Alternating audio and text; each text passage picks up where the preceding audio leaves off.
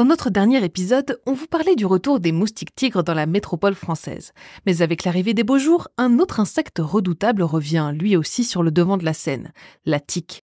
Bien qu'elle soit petite, elle est responsable de la transmission de plusieurs maladies graves telles que la maladie de Lyme. Pourquoi ces parasites sont-ils de plus en plus présents ? Comment nous transmettent-ils des maladies et quelles mesures collectives et individuelles prendre pour s'en protéger ?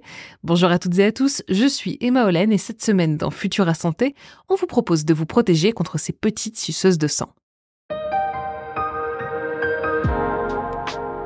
La tique, notamment Ixodes ricinus en Europe, est un ectoparasite hématophage, c'est-à-dire un parasite externe qui se nourrit du sang de ses hôtes, qu'ils soient humains ou d'autres animaux non humains.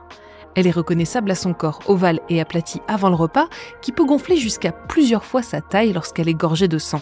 Les tiques passent par plusieurs stades de développement, la larve, la nymphe et l'adulte, et chacune de ces phases nécessite un repas composé de sang pour aboutir.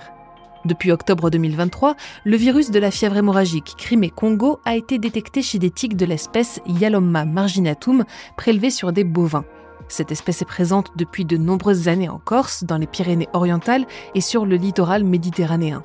Plus grosse que les autres espèces que l'on retrouve en France, ses pattes sont rayées et elle peut atteindre 8 mm à l'âge adulte. Cette découverte fait d'elle un véritable danger de santé publique, étant donné que le virus dont elle est porteuse peut causer une fièvre hémorragique dont le taux de mortalité peut s'élever à 30% sans un traitement adéquat. Pour l'heure, aucun cas humain n'a été répertorié par les autorités sanitaires en France, mais la maladie sévit déjà en Afrique, en Asie et dans plusieurs pays d'Europe. La vigilance est donc de mise. Comment ces parasites se retrouvent-ils en si grand nombre dans nos forêts, nos jardins et même nos parcs urbains ? Eh bien, plusieurs facteurs contribuent à leur prolifération. Tout d'abord, les changements climatiques, avec des hivers plus doux et des printemps plus précoces qui favorisent leur développement et prolongent leur saison d'activité.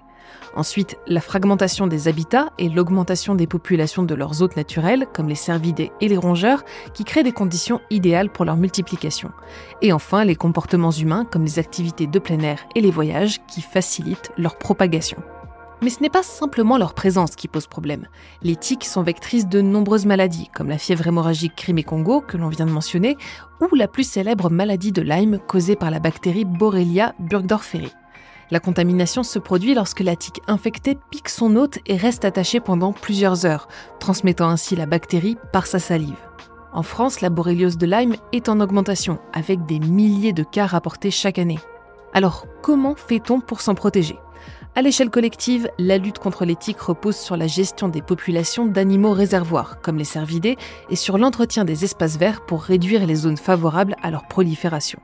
Les campagnes de sensibilisation sont également cruciales pour informer le public des risques et des mesures de prévention. Chez vous et lors d'activités en plein air, plusieurs précautions peuvent être mises en place. Tout d'abord, portez des vêtements longs et clairs qui couvrent bien la peau, ainsi que des chaussures fermées et rentrez le bas de votre pantalon dans vos chaussettes pour limiter les accès aux tiques. Lors de vos balades, restez sur les sentiers balisés et évitez les hautes herbes, les broussailles et les branches basses où les tiques attendent leurs hôtes. Après chaque sortie dans la nature ou dans votre jardin, inspectez soigneusement votre corps, ainsi que celui de vos enfants et de vos animaux de compagnie si vous en avez. Si vous trouvez une tique, retirez-la rapidement avec un tire-tique. Veillez à bien la tirer par la tête pour éviter que le corps ne se détache et faites attention à ne pas la presser pour éviter la régurgitation de bactéries. Vous pouvez aussi utiliser des répulsifs à base de DEET ou d'icaridine sur la peau et les vêtements, mais cette mesure étant d'une efficacité limitée, il convient de la considérer comme un complément et de ne pas la substituer à celles énoncées précédemment. Après avoir retiré la tique, désinfectez le lieu de la morsure et photographiez l'insecte si vous le pouvez. Dans les 14 jours après la piqûre, et si vous déclarez brutalement au moins un symptôme tel qu'une plaque rouge indolore autour de la piqûre s'étendant rapidement et d'une taille supérieure ou égale à 5 cm au point d'inoculation, de la fièvre, des frissons, des troubles digestifs ou des saignements incontrôlés, consultez un médecin en indiquant avoir été piqué par une tique et en lui montrant la photo.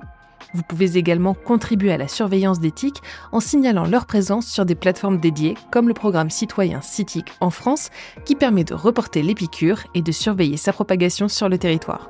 Sur ce, on vous souhaite une bonne promenade. C'est tout pour cet épisode de Futura Santé rédigé par Julien Hernandez. Si ce podcast vous plaît, pensez à lui laisser une note et un commentaire et n'hésitez pas à le partager autour de vous.